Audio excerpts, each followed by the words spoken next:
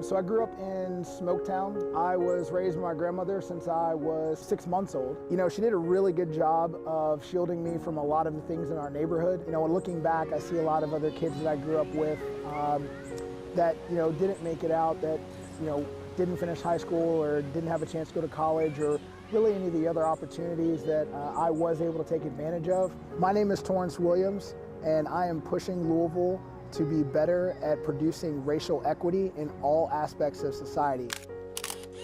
I was the first in my family to graduate from college. I went to University of Louisville, majored in industrial engineering. My move out to St. Matthews from being in Smoketown was probably the largest move that I've had. The weirdest thing about getting older and moving from, you know, poverty and lower class into, you know, upper middle class or whatever, you know, you would classify me as, is the idea that, you know, I've gained privilege. And I've realized that I don't ever want to forget how I was brought up. I don't ever want to forget the community that I came from. Both of my parents were both addicted to cocaine. You know, I was hit by cycles of incarceration, cycles of poverty, and really the major root cause when we talk about this of why we have all of these negative effects in low-income communities and communities of color today is when we look at redlining. They were able to separate white families from black families and to keep black families from accessing capital, keeping them from buying homes, keeping them from being able to build wealth. So, you know, if you ever needed an idea of whether or not redlining is still taking an effect, the deed restrictions on the house that I lived in actually said for a very long time that could only be sold to white people. And so then here in my neighborhood of Richlawn, I'm actually one of 2 minorities that lives in our neighborhood of 200 houses, and that's it. If we are as intentional in building these communities up and giving them the resources that they need to survive as we were with intentionally destroying these communities with redlining, we could put away our racial tags and all of the issues that we have in 10 years. It would be completely gone. We have to put pressure on our politicians, on our legislators to make sure that they have enough resources and information and knowledge so that they can have the basic tools that they need to succeed in order to make better decisions. But let's get everybody to that same starting point to make it better for all people.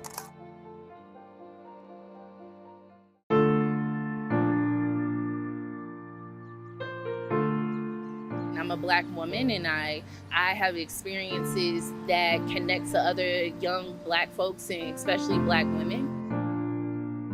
I'm Cassandra Webb. I am a community organizer and advocate for Black youth, their families, and communities. My dad's mother was so crucial in making sure our family stayed connected to each other. She was truly a matriarch and really brought everyone together. And so I want to be able to do that for others. Because when I was in high school and I had lost my father, I was like, and feeling that sense of isolation, not only did I turn into school and doing activities, but I found a sense of community. So I think something I learned early on was just making sure to show up for people. Empathy is so important to really put yourself in somebody else's shoes and connect with them. I have been working in the West End for the past 8 years or so. You know, as people talk about communities, talk about West End or talk about the Black community, oftentimes it is not from a place of empathy, from an understanding, putting things in context. And I think a lot can be told if people actually do the research, understand the history, understand people's context and their situations, because then they can understand how the limited opportunities, the limited choices lead to certain situations. As I keep thinking about all these systemic issues, housing keeps coming up for me. Even more so now, the number of evictions that are gonna happen, especially in Russell, that's something that keeps me up at night.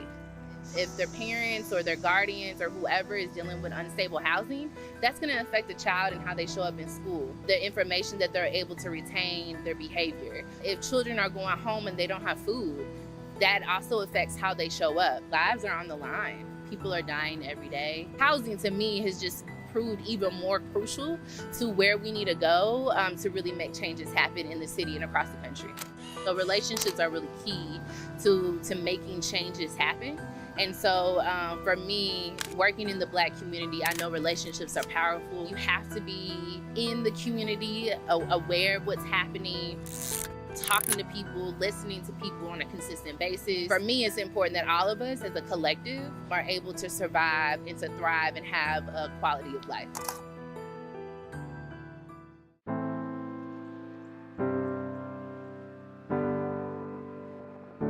The Louisville I grew up in was a tale of two cities. And I think Louisville is still a tale of two cities. The Louisville I want to see is a Louisville where we can actually focus on building. Because right now we have to fight. We're fighting for justice. And it's very hard to hold a sword in one hand and a hammer in the other. My name is Daryl Young Jr.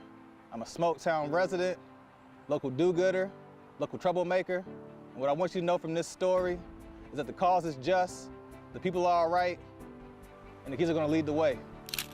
I am extremely proud to live in Smoketown. I live in the oldest historically Black neighborhood in the entire state. But when a lot of people think about Smoketown, they think about one of the poorest parts of the city. Louisville is a very segregated city. We talk about things like the 9th Street divide, where people are willing to go and won't go, the inaccurate depiction of West Louisville. I think my white friends were being warned of threats, and I think my mother was warning me how I was viewed as a threat. Hearing them talk about where they weren't allowed to go and how they were told never to go downtown and not to be downtown at a certain time because how dangerous it was. I didn't quite understand that, but I heard it from a very early age. Their parents were doctors and lawyers and accountants and white-collar individuals. In my family, my father was a maintenance man. Because he wasn't, afforded the same opportunities in terms of education, college didn't pan out, so he just got a job and, started making it happen and making sure he could provide for his family. So really, almost all my entire life has been kind of shaped by those inequities and disparities. But I do know one thing is I've got to continue my work with young people. That has been what I've been most passionate about is education and teaching young people and really preparing them to lead. So that's what gives me hope, right? When I see these young people grow into their leadership and see them activate in a way that I wasn't able to at their age. It took me a lot longer just to do, right? It took me a while to find my bullhorn and marching shoes. I wouldn't work this hard for my city if I didn't believe it could be better. Society has been trained to see Black skin as threatening. I love Black people's resilience, but we shouldn't have to be forced into constantly using our resilience. I am still incredibly hopeful that my city can get this right. We're not asking too much, and right now we're not doing a good job, and we have to do better.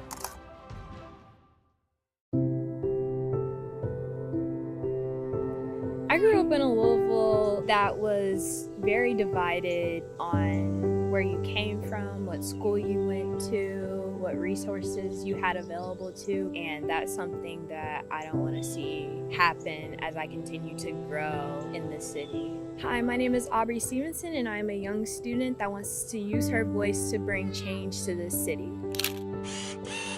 Going to a predominantly white school, basically all my years in school, both elementary, middle, and high school, I've just seen, a separation. Louisville is so divided in where you come from, and once someone knows basically where you live, that's just kind of like how you start to judge folks. When people hear that you're from that area of town, and then also looking at you as a Black person, like you're just so subjected to being judged and being judged on your knowledge. None of that matters. None of that should define who you are. Whatever focuses on zip code or whatever focuses on housing needs to be resources that are being available to those communities, not the type of people that live there, because we're all community.